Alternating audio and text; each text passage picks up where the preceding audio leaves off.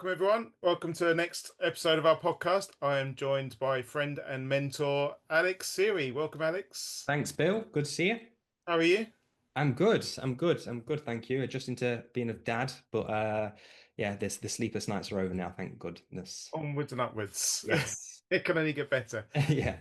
So you've joined me today, following a question that I asked you. You obviously, or maybe introduce yourself first to people that don't know you. That would probably be a good place to start, wouldn't it? Sure. Yeah. So my name's Alex. I think start off my journey. I joined Nottinghamshire Police in 2012, first as a special, and then I moved into custody as a detention officer. Always wanted to be kind of a regular growing up, and that was the kind of transition, the stepping stone from special to DO to regular. But to be honest, when I was surrounded by cops on a more regular basis, I started to realize that potentially a career in the job wasn't the best outcome for my life. And the reason for that is just because I could see many of my colleagues at the time that, they were unhappy, they were miserable, they weren't seeing their families enough, they were complaining about their wages, the pension changes. And I just thought if I go down this route, I'm probably going to end up like them. So instead, I decided to go into business at 24, 25 years old.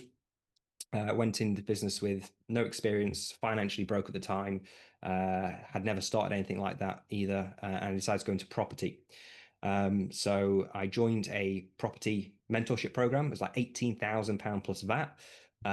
Signed up to that, and within, long story short, 18 months on, I was able to accumulate over £1 million in property assets and multi six-figure income business from that. So that was enough for me to resign from the job. And then in 2018, we launched Shifts to Success, which is a business training company that helped ex-and police officers and nurses and fire as well to actually start and scale successful businesses. And the reason for that is because a lot of people in the public sector feel trapped, institutionalized. They know there's a better life out there, but they don't know the steps in order to take to get there. So we launched that in 2018, and the results have been phenomenal. We've helped clients build multi six-figure businesses, reduce their medication due to the mental health implications they've gone through. People have relocated near their dream house near the sea. People have become industry niche leaders, won awards, but ultimately living healthier and happier lives. So we've been doing that for since 2018, and recently, well, for the last 2 years, I've been trading the financial markets, and we launched Trade to Success in August 2004, 2024, and that's been going amazingly well. And I'm loving doing that in a minute as well. So busy, and obviously being a father for the first time, definitely busy. And yeah, that's a bit of a background of who I am. And what the question that I asked you, we were chatting, weren't we? And I sort of said like, you've built this wealth. You've built wealth within your family, and I love the saying that you grew up in poverty, but you decided to stop that now, Hmm. and your kids and family aren't going to grow up in poverty. That sort of resonates with me quite a lot. Yeah, there's a quote out there. I can't remember. It might be Robert Kiyosaki who says, "Poverty is hereditary," right? And what he means by that, and I can see it even having conversations with certain people, is that typically we are passed on knowledge or lack of knowledge in this case from parents and teachers who we typically listen to because we've either got a connection with them or they love us, they care for us, right? So we take mum and dad's advice, we take teachers' advice because they're the people we typically look up to. But I've always kind of questioned that, right? So if I want to be wealthy and financially independent, why would I take advice from someone who's not got that? Right? So what happens is typically, mum and dad or grandparents are poor and not wealthy, and they will give advice on to their kids, which in our case would be our parents, which would be like, get a safe, secure job, go to university, go into the pension, right? The job pension. And then that advice they get from their parents gets passed on to us, right? And all it is a advice that's passed on through the generations. But as time goes on, the world changes. So that advice then becomes redundant, right? Because new technologies come out, etc. But the principle stands alone is that why would we take advice from someone who hasn't got the result that we want to achieve? So instead of me listening to school teachers, and I was a bit of a nightmare in school, listening to school teachers or my parents, instead I listened to wealthy millionaires, right? So I invested in the property program as I discussed. I've joined business programs, I've joined trading programs because I'm willing to speed up my process to learn from people who have got the result that I want. And I want to make sure that now I've had a son, that I am that stoppage to say this ends with me. And now I can pass on my knowledge, which richness and wealth also becomes hereditary as well. So it's not passed on through assets either. So I'm not trying to say, I'm going to give my son millions of pounds as I get old and die, although, that could be an option. The key thing is knowledge. The passing the knowledge is passed on through education, not assets. Okay. So and he knows now how to build wealth via index funds, or if he wants to go into property investment, or if he wants to trade the markets, at least he has that passed down from someone who's actually got those results. Yeah. That's really interesting. And on that, Josh, I was on holiday last week, and Josh, my youngest, who's 12, I'm part of Trading Success, and I was looking at a potential setup, and Josh was like, "Oh, are you trading now?" And I was like, "Yeah, we're in a trade now, Josh." He's like, "How much are you winning?" And I'm like, "Well, we don't know yet." Yeah. And he said, "Oh, if you win £3,000, would you give me like a half of it?" And I said, "Actually, Josh, if I win £3,000 or $3,000 on this." I'd be better, like you said, I'd be better off teaching you how to trade than actually just giving you $1,500 from that. Because what's the saying? If you give someone a loaf of bread, they can eat for a day, but if you teach them how to make bread, they can eat forever. Or for... Yeah, yeah, yeah. Give a man a fish, he'll eat for a That's day. it. A Yeah. fish, yeah. Each man, yeah. That's exactly true. So true. And the way I look at this, you're a father of two boys. Um, I truly believe, although he's my son, I'm also teaching him to be someone's husband one day, and I'm also teaching him to be someone's father one day, right? So he's going to grow up and have his own family one day, and I come from the belief that a father should protect and provide for their family, and I think by teaching your son the skills of trading or business, because you're successful in business as well, is that's far more valuable than just giving them money, which they may not value because they've not earned the Mhm. skill to actually create that value for themselves in terms of money. So I'm completely in alignment with you there. Completely. That's another really interesting point because I was reading the other day in a book, and it's about earning your right to wealth. Hmm. And it's about, and the author sort of said a lot of people that win the lottery Mm. struggle with millions of pounds, and they often get rid of it really, really quickly because they haven't earned the right to be wealthy. They haven't gone through the process. They haven't done the learning, the mindset work to become wealthy. Yep, very true. The stats out there say that people who win the lottery typically, whether it's 5 to 10 years, won't have anywhere near that money by the time that time passes. Same with athletes as well. So NBA star players or NFL players, they're typically poor with money because it's like a cash, they come from poverty a lot of the time, cash injection. They have this lifestyle of spending on the yachts, the watches, the cars, etc. Because they don't understand the concept of assets versus liabilities. But also it's a bit different with kind of athletes because they've worked for it to get there. But with millionaires, especially from lottery winners, they haven't, it's just luck, right? It's just they've just landed to have luck, and unfortunately, they don't value that money as much. Whereas when you work for it, it typically lasts a lot longer. I think actually, when you look back at maybe reality stars like the TV reality stars that grew up on council estates and they've grown up from nothing and they've become a big, you see a lot of them going through the press like through bankruptcy and Yep. losing large amounts of money or forgetting to pay their VAT bills and stuff like that.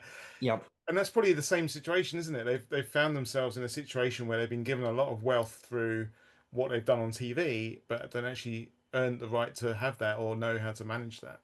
Yeah, that's one concept. I also believe that in that social circle that you will typically have a standard to look Mm. successful, look like you're doing well. So, in that kind of social circle, they'll have the nice cars, the big house, etc. Maybe the big ring, the luxuries of life, right? Because they're in that social circle. But can't remember who said this, but true wealth can't be seen, right? So for me, like I, I could afford a Rolex watch, but I don't value it anymore, right? I could afford a nicer car. I've got a nice car now, but you could, could get a better one, but I just simply don't value that. What I value is freedom. So what people don't see is the considerable amount of money that I've put into clearing off my mortgage, right? And what they don't see is a considerable amount I've put into investments to make sure I continue my freedom and make sure I'm building my wealth. So people always spend on what they value. And if people value status in terms of their social circle, then they'll put their money there, watches, Lamborghinis, etc. Whereas people value freedom, they'll do the actions that follow the freedom, like investing, clearing off debt, and ultimately, living you don't have to be a frugal life. I think, that can be a negative, but living a life, not spending more than you earn. Say it that way. Do you have a definition of wealth? Do you have like a defined? Yeah, I think my definition of wealth is ultimately comes down to freedom. When it comes to a financial number, I think so. When I look at someone's expenditure, so let's say they're spending 2 grand a month on expenditure. If they've got assets that give them more than 2K a month, that paying them typically passively as well, because you're not working for it. There's active income and there's a passive income. If their passive income is exceeding their expenditure, then they're free, right? They're free in that regard. I also think context is important. So the average earner in the UK, I think, is around £36,000. It might be a bit more now. But if we look at the 36,000 and compare that to the rest of the world, people will be looking at us thinking we're very, very wealthy at 36 grand. But in the UK, it's average, right? So there's also context that goes into it. All right. Um, when it comes to social circles as well, I think that could be a big impact. So this can go two ways. It can go, right, I'm going to try and look successful to fit in this social circle. Or the other one is actually, I'm a social circle that's making me feel uncomfortable. So it's actually going to accelerate me in doing the actions that are actually going to help me to become more wealthy. So in summary, I think it all comes down to freedom. Living a wealthy life for me is doing what you want when you want, as much as you want. The ability to say to my fiance, you don't have to work, right? So when she had our baby, you don't have to work. Like you can be a stay-at-home mom. That's to me. If I want to spend 2 o'clock in the afternoon or whenever with some time with my son, I can do so because that's wealth to me. That's freedom. Or if I want to go and play golf randomly, I can do that. So I think freedom of choice is a big thing. And I don't know if you've read this book though, but there's a book called The Psychology of Money by Morgan Housel, I believe. Mm. And he says there's a study in I think the 1800s or correct me if I'm wrong, it might be the 1900s, but the common denominator of happiness in all of our lives through this study was the freedom of choice. When people don't have freedom of choice and people are forced to do things they don't want to do, that's when unhappiness and problems start to arise. So yeah, for me, it could, freedom of choice and tie into that health as well. I think health is very important. It's really interesting, isn't it? And I was very much, 18 years in the police. I was very much the company man, the get a pension. And obviously, Mm. I met you in 2020 and just completely sort of shifted my whole perspective in life, Hmm. looking at wealth generation and wealth building. And it's frustrating, isn't it? Why this isn't taught at school? Why Well, isn't this a few lessons? Just touch on it. now we're going down a rabbit hole because I'm a I I'm a know. I want bit to take you down that rabbit hole. I'm a bit of a conspiracy theorist, right? So me and my fiance Sophie, we are more than open-minded to homeschooling our boy and future children, hopefully.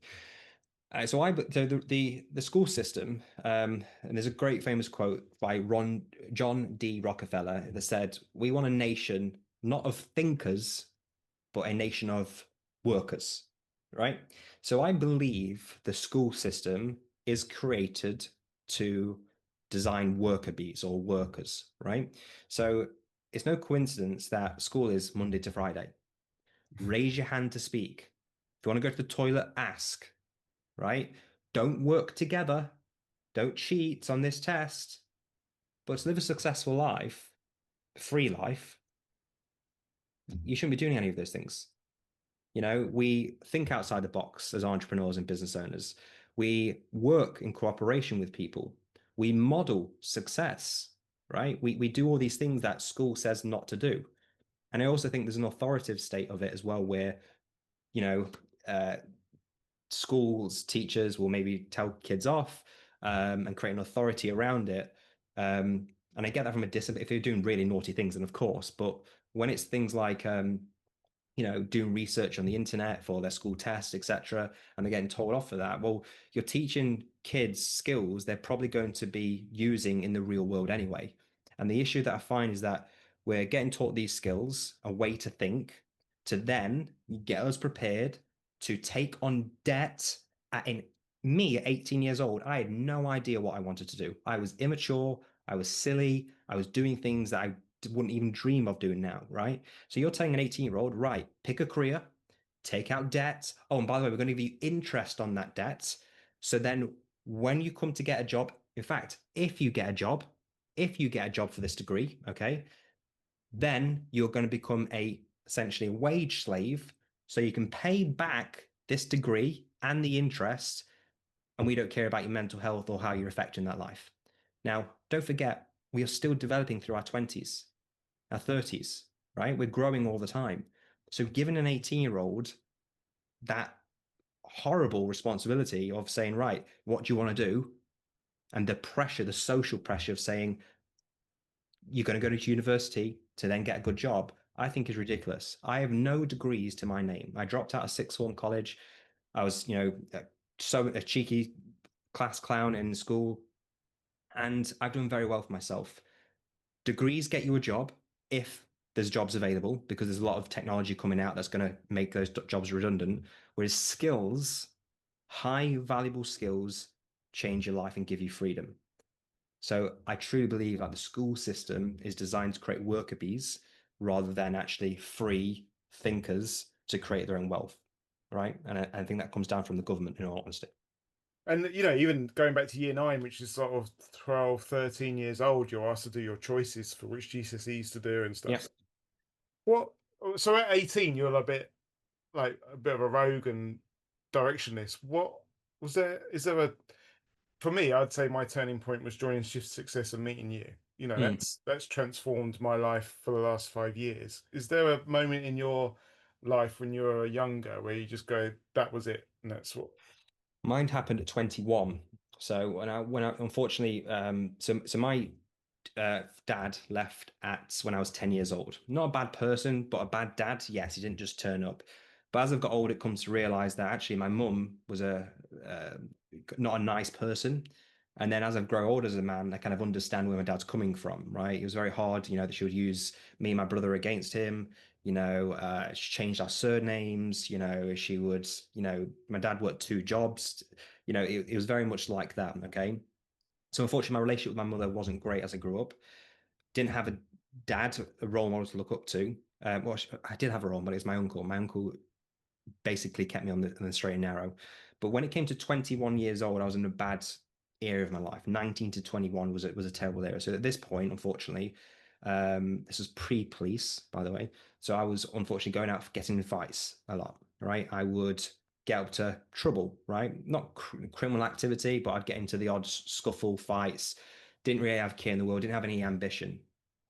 And then there was a low point where, unfortunately, me and my mum had a big argument, and unfortunately, I was kicked out. So I was essentially homeless. Now, at this point, I was dating a girl who I stayed with for ten years, in fact, and I lived with her for a little bit and her mum. But the shame, the embarrassment, the anger and victim mindset that came into my mind then from I've been born into this situation. I wasn't asked to be born, and my mum has no love for us. And I see all these loving mums out there who are doing an amazing job. So I've not got a mum. My dad is not on the scene, and thankfully, my uncle is there, but he's still not my dad, right? He's my uncle, even though I'd look at him as a dad, and he's been a hero to me. So at this point, I was a very low point, and this at this point as well. I decided enough was enough, and I wanted to be so far removed, the complete opposite of my mum. And I Googled how to become rich. This is a true story, how to become rich. Because at that point, I was like, right, if I can get out of this situation, then it would change my life. And I knew money, because I was broke at this time, would change my situation. So I Googled how to become rich by and a book called Napoleon Hill came up, Think and Grow Rich. And I read that book. And that's when I first realized, why has no one taught me this way of thinking? And then that led into The Secret, which is a bit fluffy, but I get what it's trying to say. And then it read into other books like The Success Principles, like from Jack Canfield and the Jim Rohn and Tony Robbins. And all of a sudden, I was on this personal development journey. So I was thinking very different.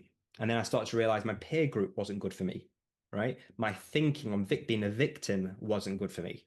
My thinking and jealousy to other people who had success and I hadn't, all these things start to fit into place.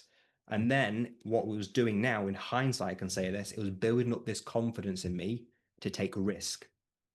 And when I took that risk on the property program, that was my out. That was my, you know, that was my go for it. So for me, it was probably the realization of think and grow rich. That was my big um introduction to the world of personal development. And it's changed my mind so much. Yeah, it really, really has.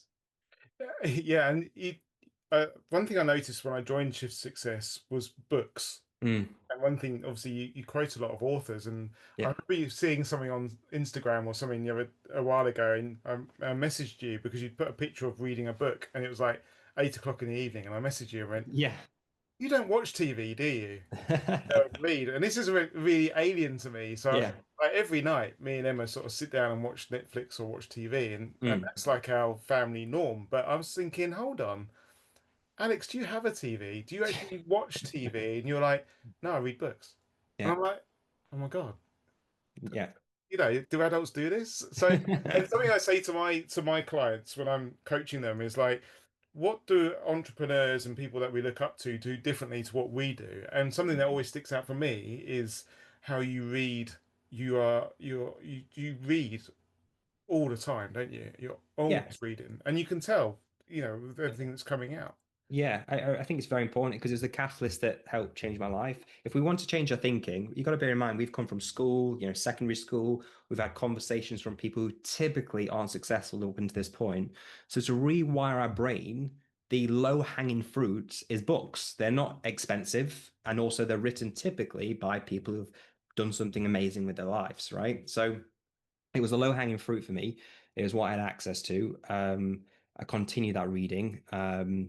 Even if I take one thing from it, I think it's beneficial. Sometimes why people don't like reading is because the world now, unfortunately, is filled with instant gratification. We have TikTok, we have Instagram, we have TV. And by the way, I do watch TV sometimes. I'm not like a complete isolate, but yeah, I read that out YouTube. So I would, I can remember one instance, Jim Rohn, who is an amazing speaker, and he was the mentor of Tony Robbins. And there's another speaker called Les Brown, and I would listen to them over and over again.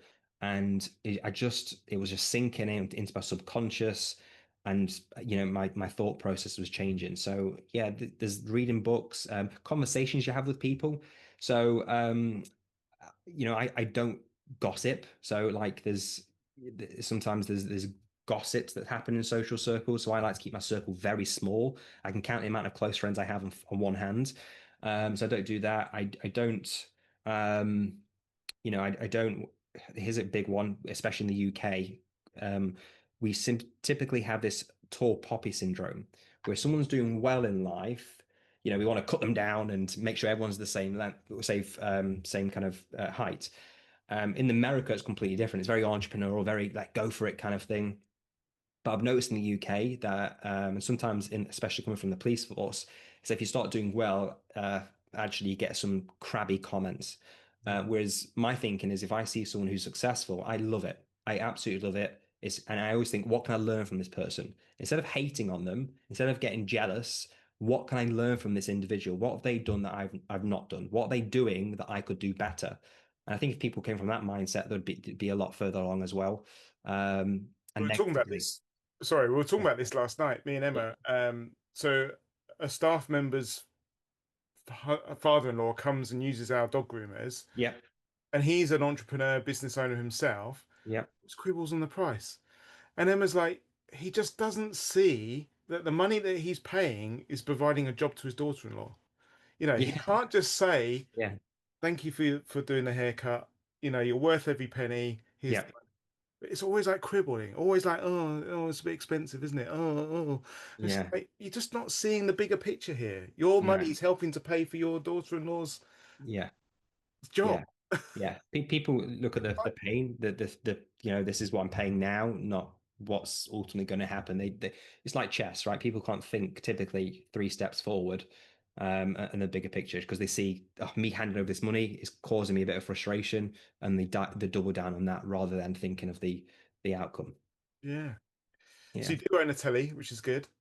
yeah, But what I was thinking actually, reading and watching YouTube, is you're not actually exposed to that mainstream media and the mainstream like advertising, the cars that are pushed down your throat, the credit card adverts, the take on more debt, take on more debt, take on more debt sort of stuff. yeah, You're not exposed to that. So again, that stops you from having that mindset of keeping up with the neighbors and stuff like yeah.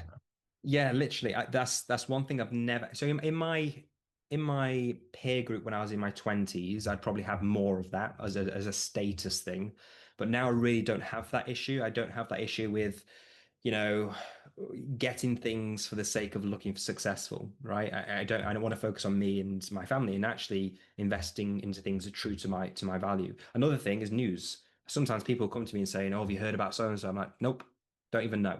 I don't even know because I know there's nothing I can do about what's happening in the news. And all it's going to make me feel is something sad. It's going to feel me resentment, negativity. And I don't think that's healthy for me to run businesses, trade, be a father, etc. I want to create an environment of positivity, and the world is full of beautiful people, and there's more good than bad. And although there's bad things that happen, ultimately the good way out the good way out the bad. So there's things like that I don't do. I don't care about, Rolex watches or anything like that. And with that being said, if that changes, then I'll buy one. But right now, at 35 years old, I'm focused on being a dad. I'm focusing on building wealth. These are the best years to build my wealth. And yeah, that's where my head's at the minute. That's where my head's at. Yeah. So when did you start to find your purpose? Because the question I asked you a while ago was like, Alex, if you're making this money semi-passively. I wouldn't say property Mm. passive. Definitely not I passive. know, I'd say that. Yeah, I know you're definitely not. busy with like tenants and Yeah. finding properties and deals. Trading, is a skill and it is, I suppose, semi-passive again. Yeah, it's classed as active income, but it's because you're literally clicking buttons, but is very leveraged, is the word. Yeah. Yeah. So my question was like, why do you still work? Why do you still run businesses? Why do it? You can Yeah. make money now when you sleep with your investments and stuff Yeah. like that, and you were like, it's all about the purpose. Yeah, so there's two ways of looking at this, and some people might get this, especially as an educator or a coach. People might come through, right. If someone's making great money, why would they coach or mentor, etc.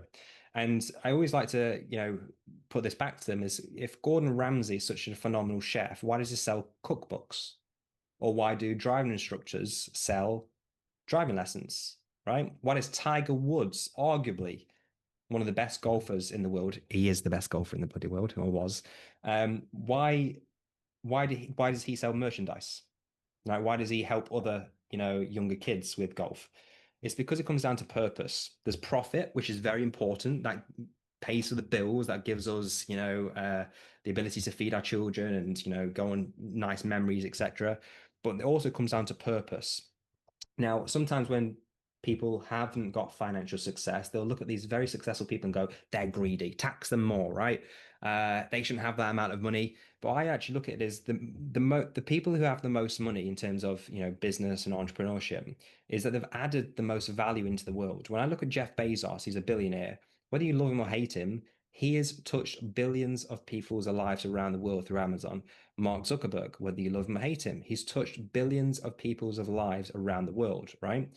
Now, profit is one thing to give us the life we want and to feed our kids, utilities, let the house running. But purpose gives us a feeling that profit can't give us, should I say.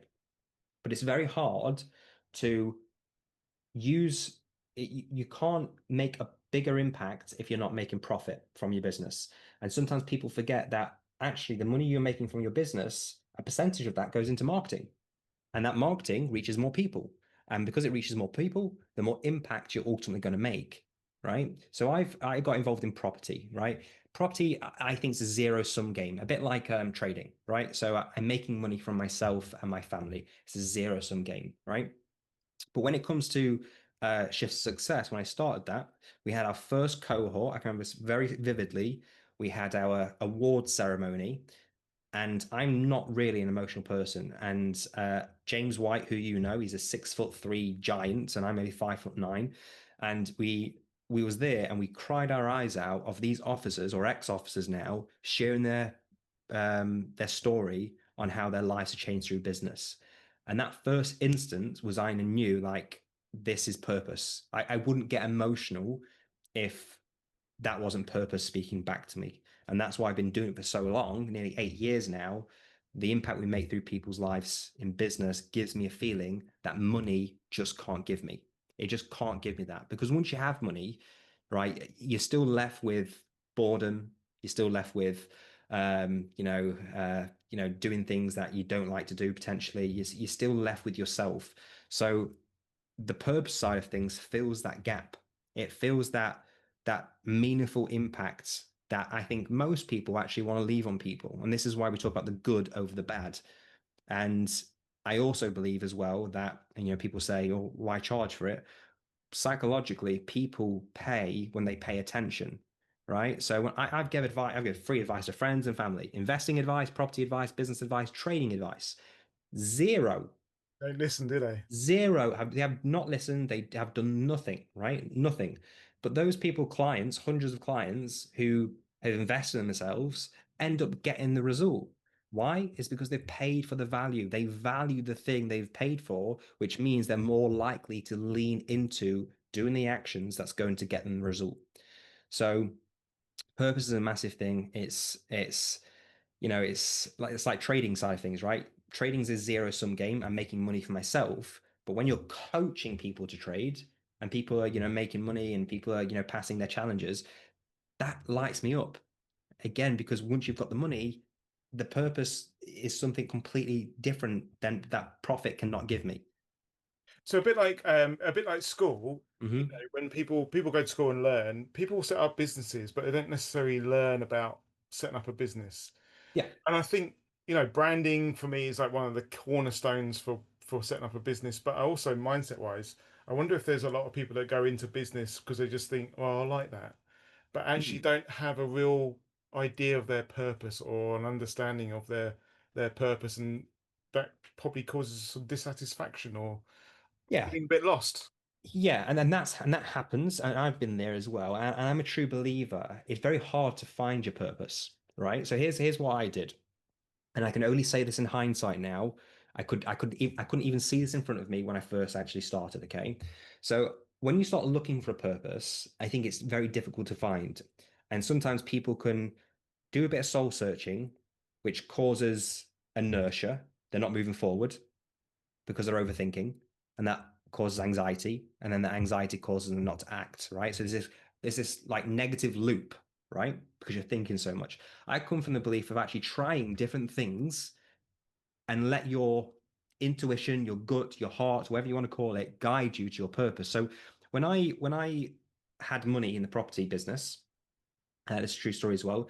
I was living with my ex-partner at the time, and I resigned from the job. And then the next morning, I woke up and was like, Jesus, I've not got a job, right? I'm in business full time. And I got a bit emotional. And it wasn't happiness either. It was almost like I've hit this goal. I've got no other goal backed up. I didn't even think about another goal because I was so focused on leaving the police, right? So what I started to do is I really wanted to start something else, right? I wanted to use one business to then go into another business and so forth. So I started to write down in an ideas book, I called it. It was a blue book with gold pages, and I wrote down all these ideas that interest me, right? And they were terrible ideas. They were. I look back over that book and think, Jesus, like that was definitely a non-goer. But I was writing all these things down, these different ideas, and then when I actually launched Shift Success, I think about year one or year two, I opened back that book up, and all the ideas within that book contained what I was actually doing in Shift Success. It was helping people, coaching, mentoring, entrepreneurship, business, right? But they were unique individual ideas, but they all contained things I was actually doing in Shift Success. Now that was spooky because something was speaking to me or something was encouraging me to write things down, but by just taking action on your gut led me to what I was ultimately doing with Shift Success. So if you're stuck, maybe start writing down all the ideas, even if they're crap, even if they're rubbish, and then look over that and then look for the commonality amongst those ideas.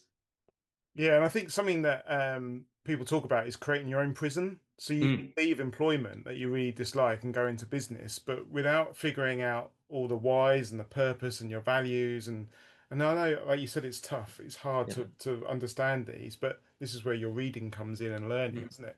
You can create your own prison where, and I see a lot of dog groomers that, you know, they start their business and all of a sudden they're working sort of 6 days a week and they're being hammered by their customers' demands. Mm, They turn around like a few years later going, I'm knackered, I'm worn out. mm. And they've kind of lost their way, they've lost their purpose.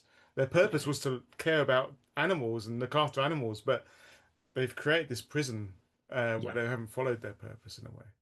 Yeah, and I think in that case, I think that there's two options. There is either you systemize the business, so you're working on it and you focus on the things you actually enjoy. So if in that example you shared, if people are hounding customers, bad customers, you're constantly getting burnout from doing the dog grooming yourself, maybe take a bit of a leadership role within the business and take a step back and all focus on the things you only like doing. So Mm. hire for the things you don't like doing or simply focus on something else that gives you a bit of a relief, right? So, I've been working with officers for a long time.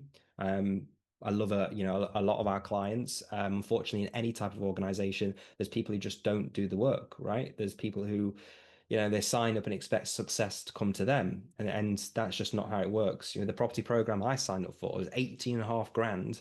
And there's still people in there who did nothing. I'm like, Jesus Christ, that's a lot of money to do nothing. You were So physically sick, weren't you, when you transferred the money? that's a true story. I didn't know. Yeah, I didn't know you knew that story. Yeah, yeah. And it's a 3-day accelerator. So their business model is you attend a 1 day, you then sign up to a 3-day, and then on the 3-day, you then sign up to their year-long accelerator thing.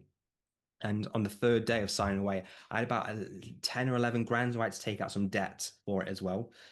And I signed up and I went to the toilet and I looked grey and just threw up. I was like, Jesus. And it was fear, but it was also excitement. Yeah. It's like this became very real. So yeah, that's a true story. Simon Zucci, the my mentor at the time was he tells that story all the time. Um, but yeah, you can work on your business, hire for that role. That's to get away from it, or focus on something else to give you a refreshing relief. So I've worked with cops for a long time. Sometimes people, you know, don't lean in as much as you want, and that's a frustration as a coach yourself. I'm sure you get that. Most coach like PTs get it with people not, eating naughty things or not going to the gym.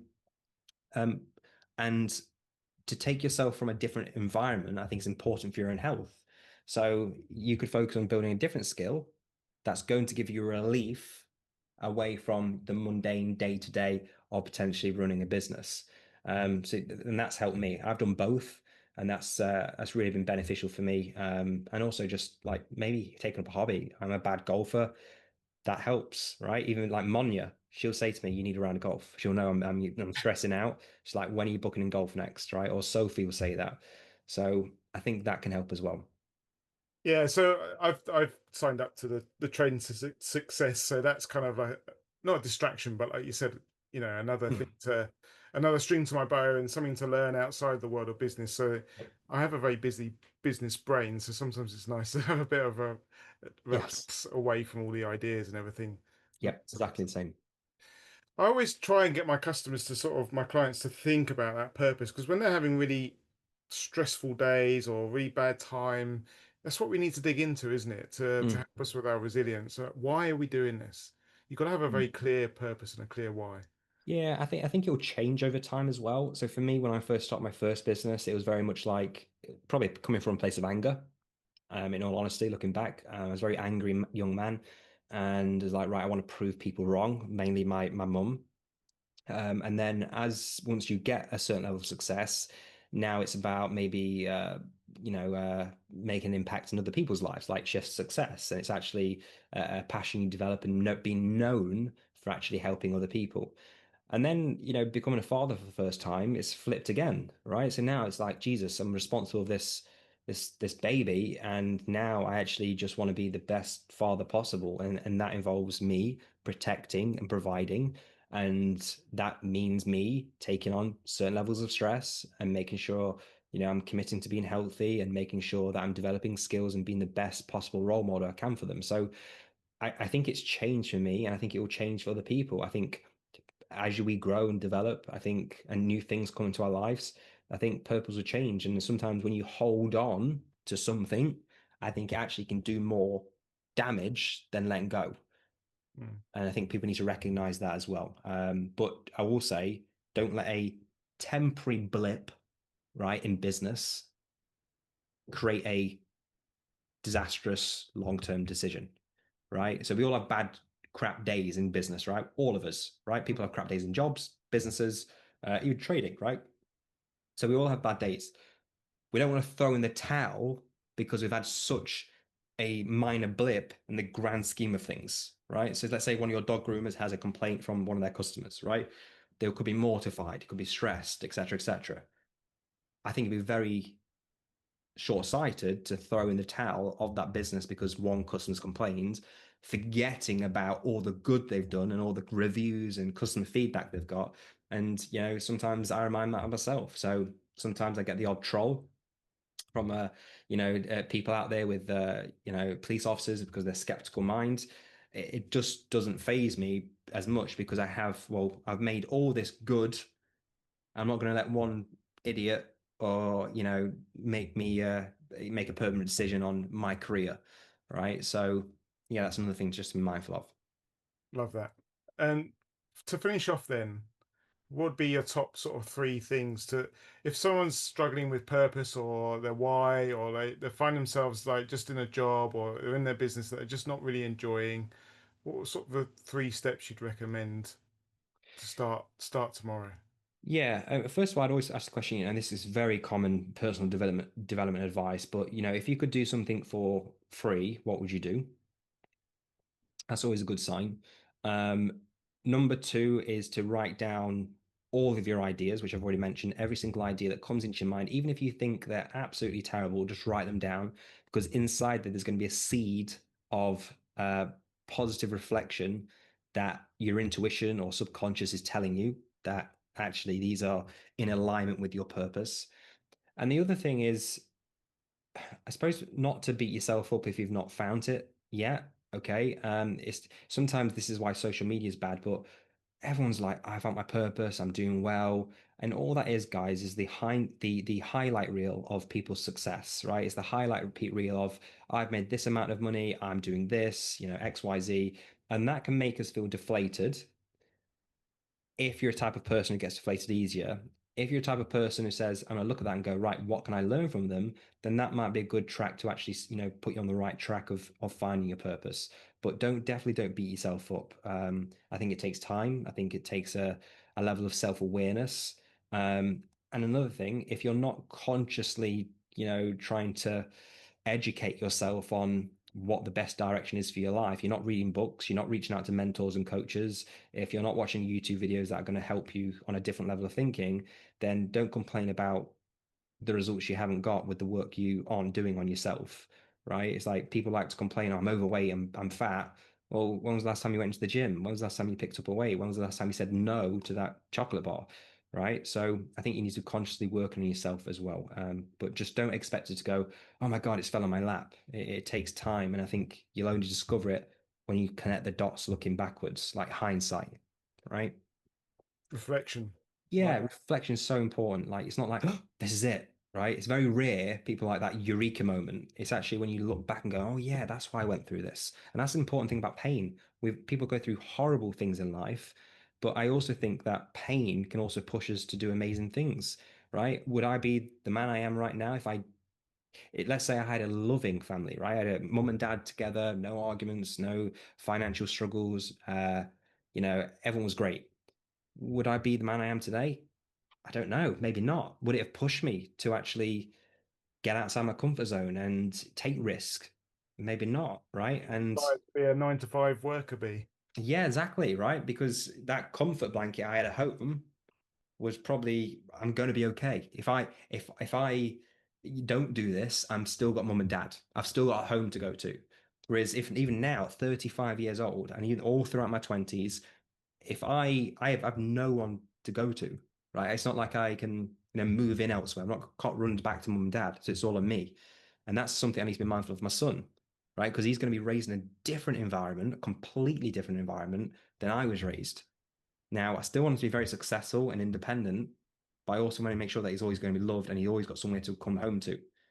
But I don't want that to ruin his chances of success either, right? And that's why I think hard work, understanding money, education comes into play. Yeah. So, yeah, So I think take away from that, one of the best sentences or questions to ask is when you reflect on stuff is like, what can I learn from that? yeah, what can I learn from that? Like sometimes people, I don't know why this is, but sometimes people look at these like 17, 18-year-olds who are making great money and they'll go, I'm not learning from them, the 17, 18, but they're still got a skill set over you. Mm. So I don't care if they're old, they're young. It's like I want to learn. Well, what can I learn from this individual? Like what can I take away from this individual that I'm interested in gaining for myself? Right. So you can't let your ego come in play. I think if you have a genuine curiosity about how to get to a certain result, I think you're going to do very, very well. I think, yeah, invest in yourself. That's very important. It's going to speed up the process. And sometimes people get skeptical about that. We're both educators. People go, "Yo, you're going to say that," but I've done it. I've done it. I wasn't in property once upon a time. I wasn't in business. The reason I'm here now is because I need to gain the skills and I invested in myself, right? So you can do that or go on YouTube. There's lots of free content out on YouTube, or like I said, there's books, right? But you need to learn from people. What you don't know is ultimately going to cost you a fortune, right? And when sometimes I say to people, right, they've got a goal of 100K. They haven't got that 100K yet, and they'll look at a course book, could be anything, right? They'll go, "Oof, that's 5K, that's 4K, too expensive." But that's not the biggest cost. The biggest cost is the 100K you don't have because of the knowledge you don't have. And I think that's an important mindset to come from as well, right? And that's why I'll continue to make sure I'm always leveling up in areas that genuinely interest me. Well, another fantastic conversation with you. Thank Thank, you. thank you for your honesty. Thank you for your insights. Thank you. Thank you. No worries at all. Diving into your past as well.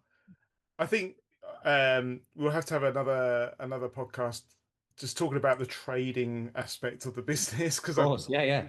talk all day about stuff, but wealth Yeah. Of creation and mindset is just really interesting. So thank you for course. sharing your insights. No problem. Thank you. Thank you for inviting me. Take care. See you soon. See you soon, Bill. Cheers.